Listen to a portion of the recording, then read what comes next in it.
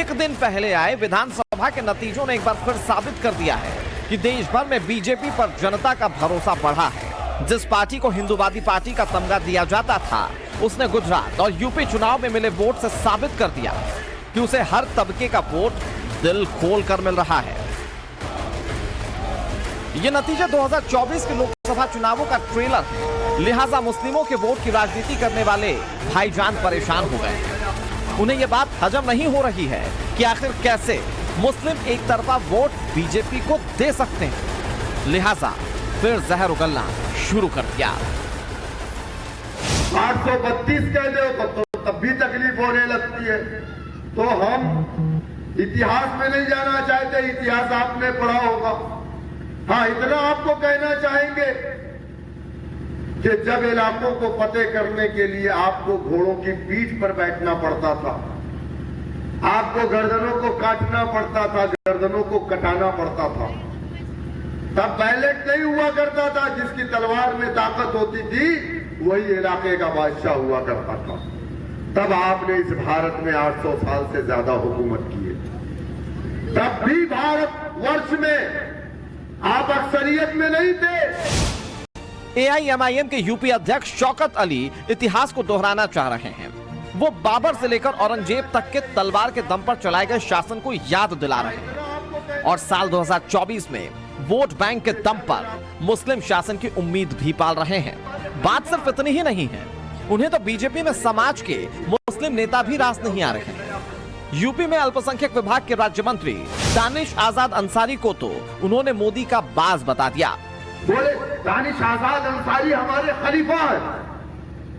अरे मैंने कहा ये देखिए, मोदी जी का भेजा हुआ एक नया खलीफा हमारे बीच आ गया। तो ये वही शिकारी है बीजेपी के जो अपने आप को कहते हैं कि मुसलमानों का खलीफा। ये वही शिकारी है। ये पहले कहां थे? एबीवीपी में, वहां इनकी ट्रेनिंग हुई। फिर आरएसएस के ट्रेनिंग कैंप में गए, वहां इनकी ट्रेनिंग हुई।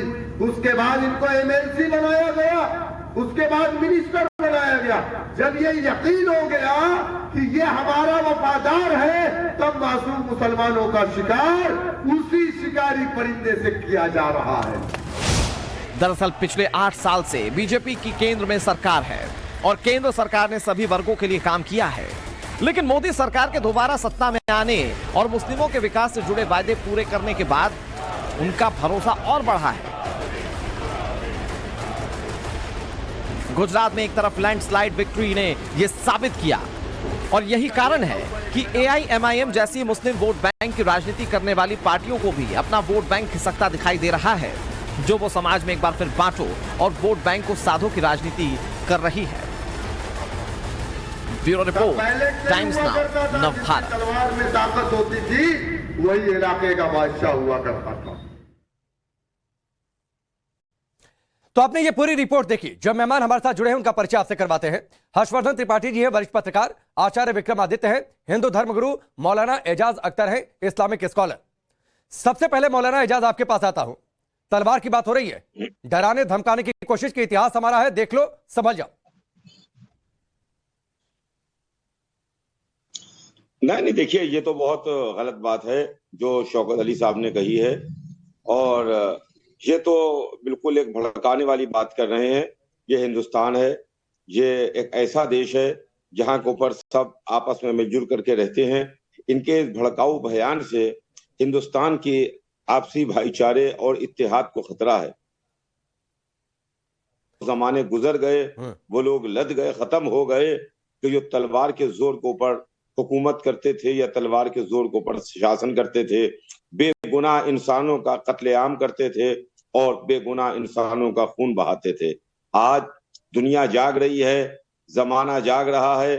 शौकत अली साहब को सोचना चाहिए है कि आज वो किस दौर में जी रहे हैं, किस दौर में जिंदा हैं, कौन से जमाने में सांस ले रहे हैं।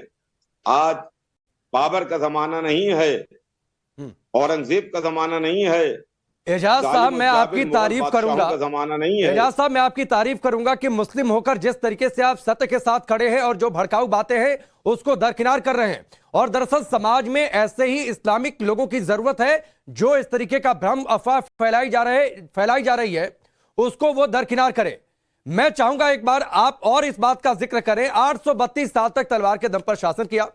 दानिश अंसारी योगी सरकार, योगी कैबिनेट में मंत्री हैं, उनको मोदी सरकार का बाज बता दिया। इस तरीके का स्टेटमेंट देकर शौकत साहब कहना क्या चाह रहे हैं, जताना क्या चाह रहे हैं? देखिए जहां तक दानिश आजाद साहब की बात है, मैं पर्सनली खुद दानिश आजाद साहब से वाकिफ हूं। बड़े अच्छे इंसान हैं, बहुत अच्छे इंसान हैं, बहुत अच्छे एक मिनिस्टर भी हैं। अभी उन्होंने 15 दिन, 1 महीना हो रहा है मुश्किल से, यूपी सरकार की तरफ से हमारे क्या लखनऊ में शिया पीजी कॉलेज में एक रोजगार मेला लगवाया था। इसके अंदर उन्होंने मुसलमानों को नौकरियां दी हैं, 5000 नौकरियों का ऐलान किया।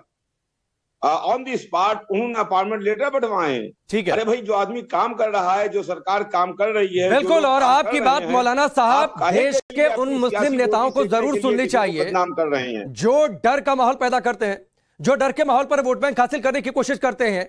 लेकिन उन्हें एहसास होना चाहिए कि देश का जो आम मुस्लिम है मौलाना साहब, वो आपकी सोच से इत्तेफाक रखता है, वो प्रोग्रेसिव सोच का है, वो समाज में नफरत नहीं पैदा करता है। और ये बात शौकत अगर सुन रहे होंगे, देख रहे होंगे, तो उन्हें बात समझनी चाहिए।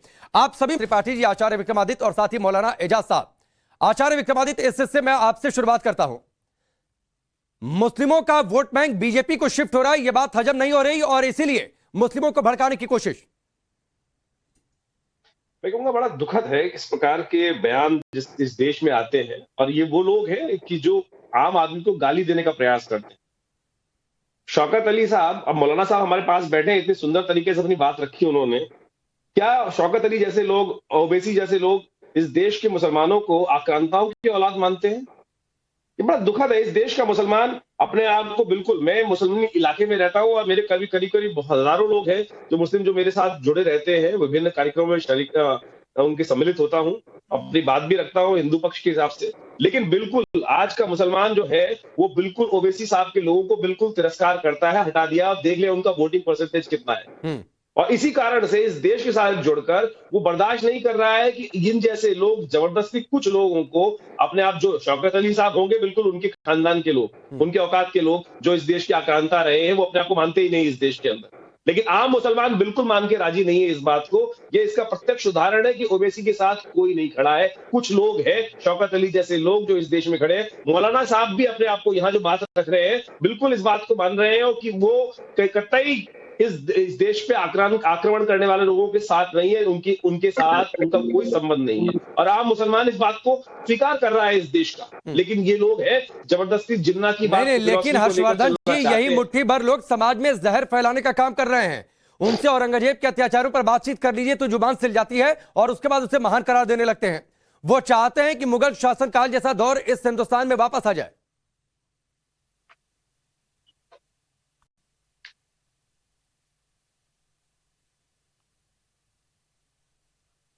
हर्षवर्धन जी, आवाज आ रही है आपको? जी, मैं आपका सवाल नहीं सुन पाया जी।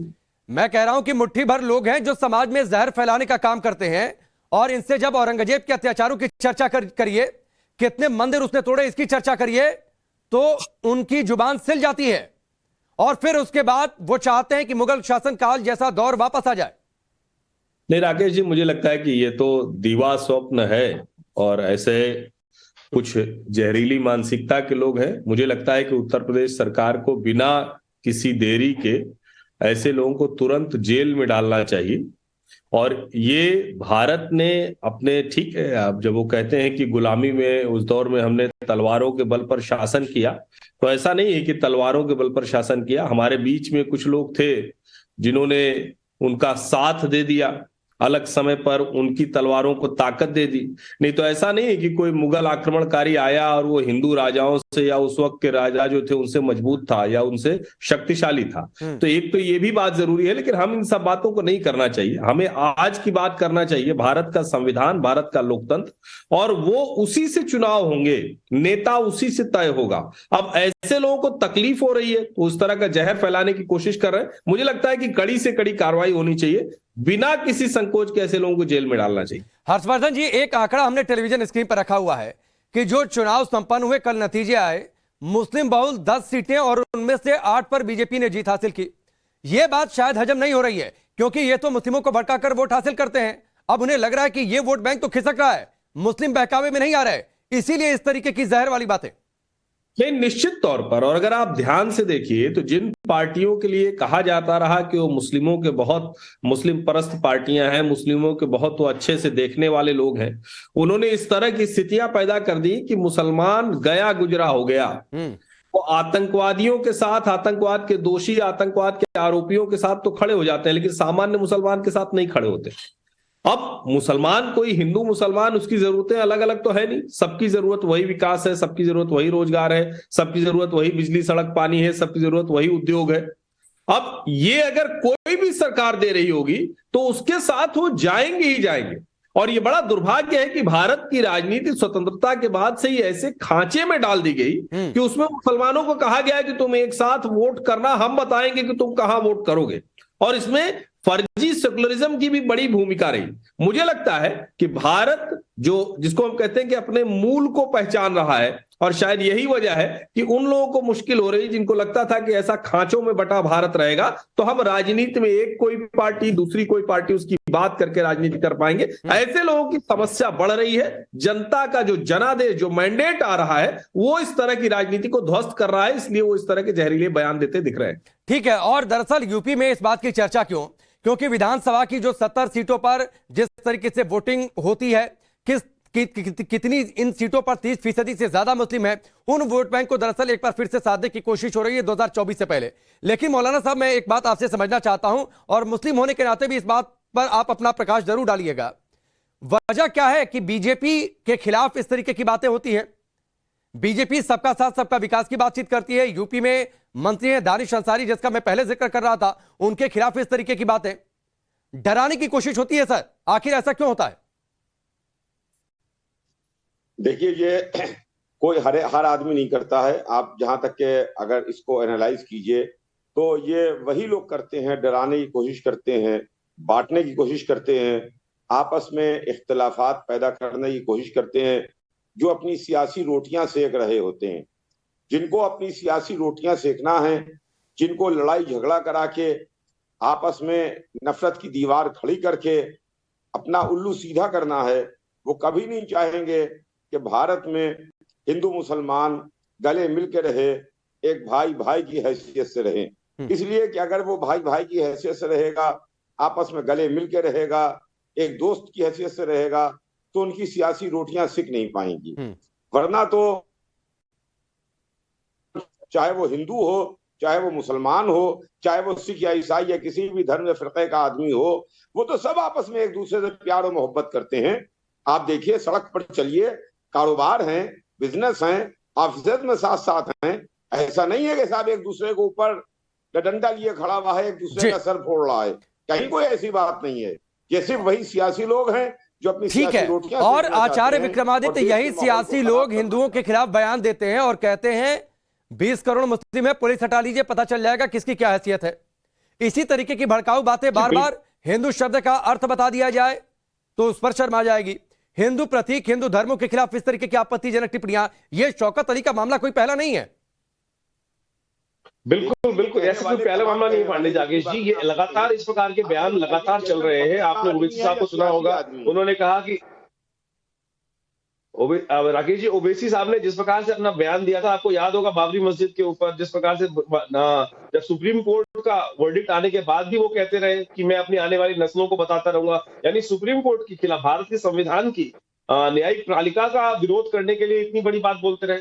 अब समय आ गया है कि इन सबके खिलाफ कड़ी से कड़ी कार्रवाई करनी चाहिए। सबसे पहले तो हमको इतिहास में इस बात को रखना पड़ेगा, इस देश में जो भी दुश्मनों का साथ देगा, आक्रांता इस देश के दुश्मन थे। और इस बात को हमें इतिहास में दर्ज कराना पड़ेगा कि आक्रांता जो आए थे वो इस देश के दुश्मन थे, इस देश के नागरिक नहीं थे।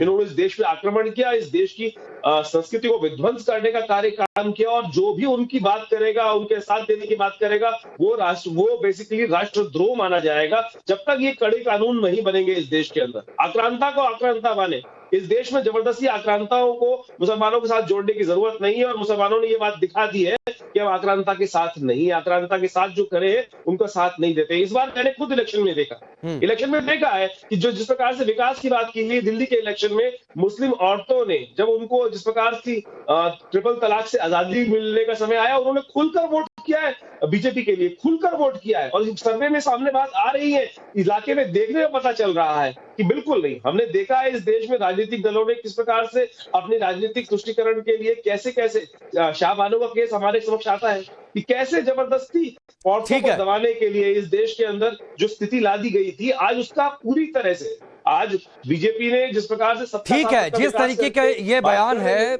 2024 में लोकसभा के चुनाव होंगे और उसके लिए दरअसल अभी से माहौल बनाने की कोशिश हो रही है, क्योंकि हमने आपको आंकड़ों में बताया कि यूपी में किन सीटों पर मुस्लिम वोटों की बहुलता है, करीब 70 सीटें ऐसी हैं और उन्हीं को साधने की ये पूरी कोशिश है और इसीलिए ये माहौल अभी से बनाया जा रहा है। आप सबका बहुत बहुत शुक्रिया हमसे जुड़ने के लिए, इस पूरी बातचीत के लिए। यहां पर रुकेंगे ब्रेक के लिए, बहुत जल्द वापस लौटते हैं।